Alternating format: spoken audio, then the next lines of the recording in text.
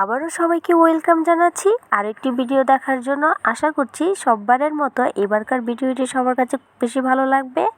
যদি ভালো লাগে সম্পূর্ণ ভিডিও দেখার অনুরোধ রইল। আজকে আমি খুবই সহজভাবে একদমই ঝামেলামুক্ত একটি লাড্ডুর রেসিপি শেয়ার করছি আপনাদের সাথে। খেতে তো দুর্দান্ত, একদম মুখে লেগে থাকার মতো।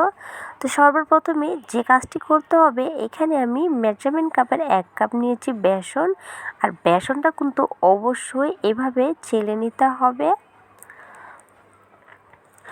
তো বেসনটা আমার চালা হয়ে গিয়েছে। এখন যে কাপের 1 কাপ নিয়েছিলাম বেসন, এই কাপ দিয়ে মেপে আমি এখানে 1 কাপ পানি নিয়েছি। এখন এটি হ্যান্ড রাইস দিয়ে এটাকে একটু ব্যাটার তৈরি করে নিতে হবে।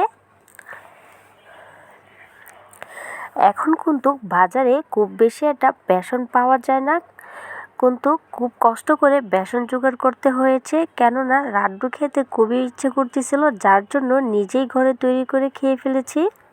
তো এইভাবেই একটি হ্যান্ড রাইস দিয়ে খুব ভালো করে এটাকে ভালো মতো ফেটাতে হবে। যত বেশি এটা ফেটানো যাবে এতই কিন্তু লাড্ডুর রেজাল্ট ভালো হবে। তো এইভাবেই আমি খুব ভালো করে এটাকে ফেটিয়ে নিয়েছি। এটাকে আমি কোনো রেস্টে রাখবো না।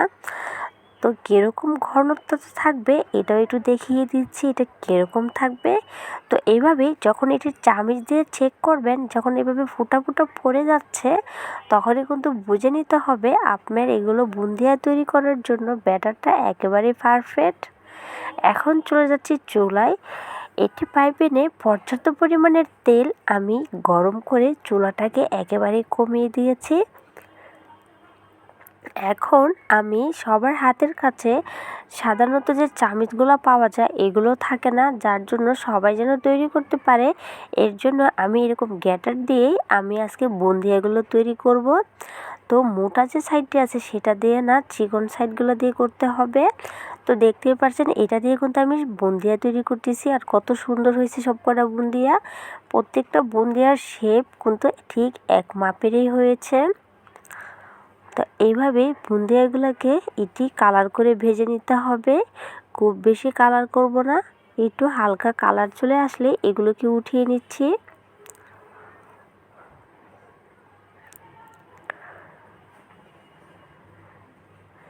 তো এগুলো হয়ে গিয়েছে, এখন তেল ঝরিয়ে এগুলোকে উঠিয়ে নিচ্ছি।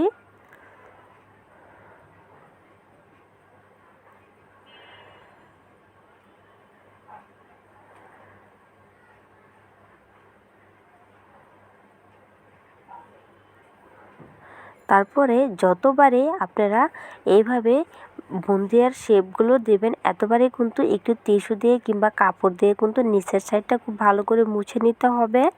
তো এইভাবে আমি প্রত্যেকটি বুন্দিয়া তৈরি করে নিব আজকে এই ঘেটারের সাহায্যে। তো সবশেষে কিছুটা ব্যাটার ছিল, এখানে আমি একটু কালার করতেছি, যার জন্য এখানে আমি ফুড কালারটা ব্যবহার করছি। খুব ভালো করে মিক্স করে নিয়েছি। এখন এটাকে আমি খুব ভালো করে ক্লিন করে নিয়েছি। উপরে যে সাদা ব্যাটারটা ছিল এগুলো কিন্তু নাই, যেহেতু এটা আমি কালার দিচ্ছি। তো একই প্রসেসে এগুলোকে এইভাবেই ভেজে নিব। তো দেখতেই পাচ্ছেন সবকটা বুন্দিয়া কত সুন্দর আমার ভাজা হয়ে গিয়েছে। এখন মূল কাজটি করতেছি, এখন শিরা তৈরি করে নিচ্ছি। এখানে আমি 1 বাটি নিয়েছি চিনি। এখন এই বাটিরে দিয়ে দিব 1 বাটি পানি। আর সামান্য একটু দিয়েছি, একদম অর্ধেকও না, বাটি ভর্তিও না, খুবই অল্প দিয়েছি। তারপরে চিনিটা যখন এভাবে গলে যাবে পানির সাথে, এখানে আমি দিয়ে দিচ্ছি 1 চা চামচের মতো ঘি।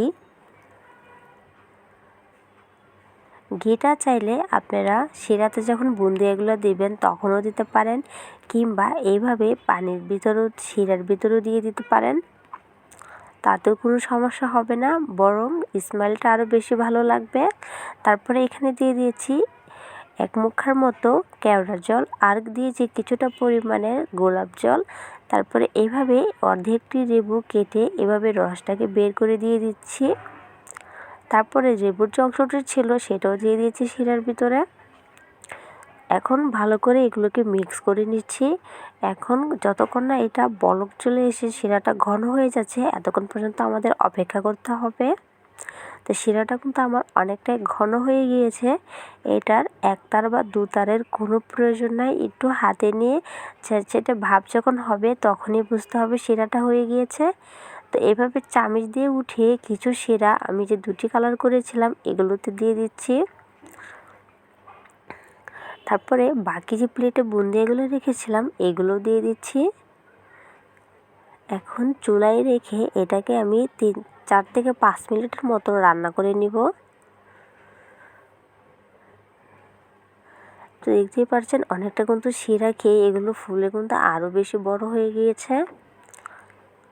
এখন তারপরে আমি দুটি কালার এটার ভিতরে মিক্স করে ফেলেছিলাম, এটার দেখানো হয়নি। তো শিরাটা যখন খুব ভালো করে টেনে নিয়েছে তারপরে প্রেসার দিয়ে দেখবেন যে এটা রাসা রাসা হয়েছে কিনা, অর্থাৎ আঠালো একটি ভাব চলে এসেছে কিনা, তাহলে বুঝতে হবে আপনার বুন্দিয়ার শেপ দেওয়ার জন্য এটা একেবারে পারফেক্ট। তারপরে হাতের তালুতে কিছুটা পরিমাণের ঘি লাগিয়ে এভাবে প্রত্যেকটি লাড্ডুর শেপ আমি দিয়ে নিব।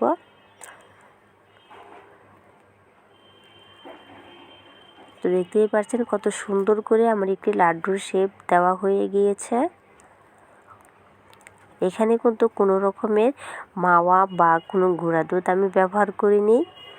তো এইভাবেই সম্পূর্ণ লাড্ডুর শেপ দিয়েছি আর দেখতে এখন কতটা সুন্দর লাগছে। তো যদি আজকের ভিডিওটি ভালো লাগে দেখার পরে একটি লাইক এবং সাবস্ক্রাইব করে আমার পাশে থাকবেন।